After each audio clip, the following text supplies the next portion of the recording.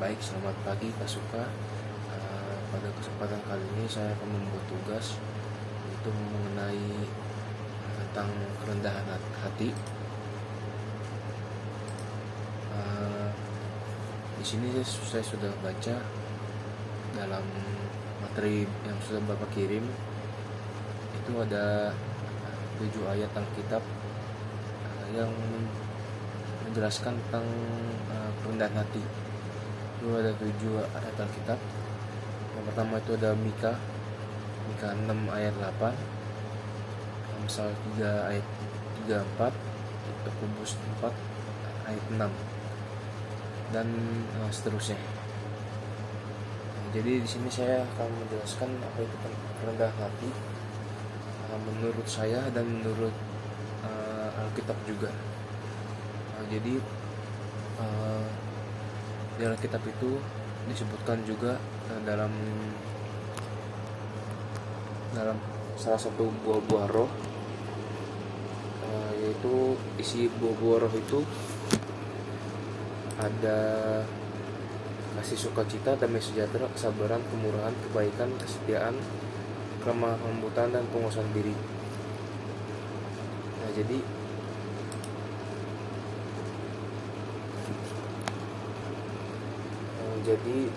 kita lanjutkan kerendahan hati. Tadi kan ada kasih sukacita, damai sejahtera, kesabaran, kemurahan, kebaikan, kesetiaan, kelemah lembutan, dan penguasaan diri dalam 9 atribut buah-buah roh. Nah, kenapa ini berkaitan dengan kerendahan hati? Itu karena dari ini ya, itu menunjukkan ketidakangkuhan gitu kan. Kalau namun kata dari rendah hati itu angkuh ya, kalau tidak salah. Nah, sementara buah-buah roh ini mengajarkan kita agar tidak angkuh alias rendah diri gitu. Contohnya itu dari kemurahan ya, yang kemurahan itu juga mirip-mirip dengan kerendahan hati. Dan di sini saya juga akan menceritakan tentang pengalaman saya mengenai kerendahan hati. Nah, jadi suatu hari saya pernah mengalami kayak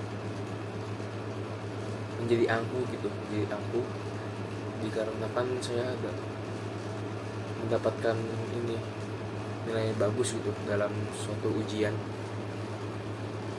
Nah, dari situ tuh saya kayak sombong gitu kan, terusnya karena keangkuhan itu saya jadinya lupa diri gitu. Jadi diri saya tidak dikuasai gitu, penguasaan dirinya nggak ada. Nah, karena hal tersebut akhirnya tuh di ulangan selanjutnya, karena saya tidak rendah diri, otomatis saya tuh jadi jadi angkuhan, jadi sombong gitu.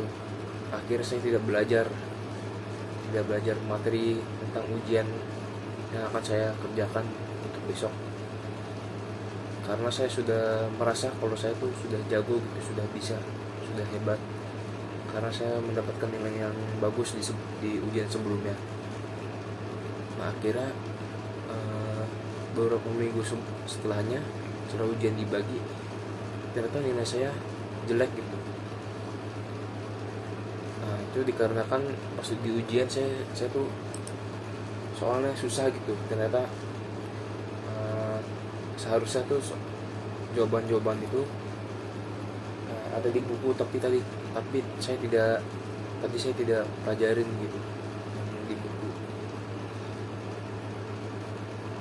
Terus yaudah akhirnya nilai saya dapat jelek, dan dari situ saya belajar kalau kita tuh tidak boleh angkuh gitu, kita harus rendah diri. Yang intinya tuh rendah diri itu juga membawa aura positif gitu, rendah diri.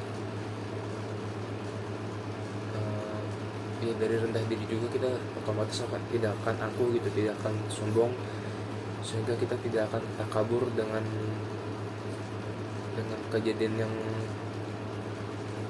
yang apa ya, yang menyenangkan gitu. Misalkan ya kayak tadi dapat nilai bagus kan menyenangkan gitu kejadiannya, terus kita menjadi takabur gitu dan akhirnya tidak belajar dan mendapatkan nilai jelek.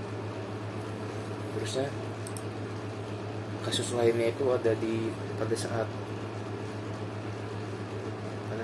ini saat saya sedang berolahraga. Jadi saya sedang jogging pada saat itu. Nah, saya tuh kan apa ya, ada sempat lomba lari gitu kan, lomba lari bersama teman gitu, lomba lari bersama teman. Nah, pas saya lomba lari itu, saya awalnya tuh menang kan di ronde pertama, di putaran pertama. Jadi itu lomba larinya itu sekitar 100 meter. Nah, di situ saya menang. Nah, tapi yang keduanya juga menang. Nah, karena juga menang itu, nah itu saya menang tuh yang ronde keduanya itu karena memang saya tuh sekuat tenaga gitu, dan juga karena sudah pede pas yang pertama itu, yang ronde pertama menang, jadi saya pede gitu. Dan ya pokoknya pede dan sangat aku juga sih pada saat itu. Saya juga mengejek teman saya, lemah atau nggak bisa lari gitu ya. Nah, dari situ tuh karena saya terlalu ingin menang, terlalu angkuh, tidak rendah diri dan tidak mengalah. Ya akhirnya memang saya mendapatkan kemenangan, tapi selanjutnya itu saya mendapatkan cedera gitu, cedera di ankle, bagian ankle kaki, karena saya tuh terlalu memaksakan gitu. Nah, dari situ juga saya belajar kita tuh juga harus rendah diri, tidak boleh memaksakan sesuatu gitu, dan juga sesekali kita tuh harus mengalah gitu. Ya harus mengalah demi ini juga, demi kebaikan kita sendiri gitu, agar kita tidak terjerumus terhadap keangkuhan gitu. Nah, itu fungsi dari kerendahan diri menurut saya. Sekian dari penjelasan saya yang panjang. Mohon maaf apabila ada kata-kata saya yang kurang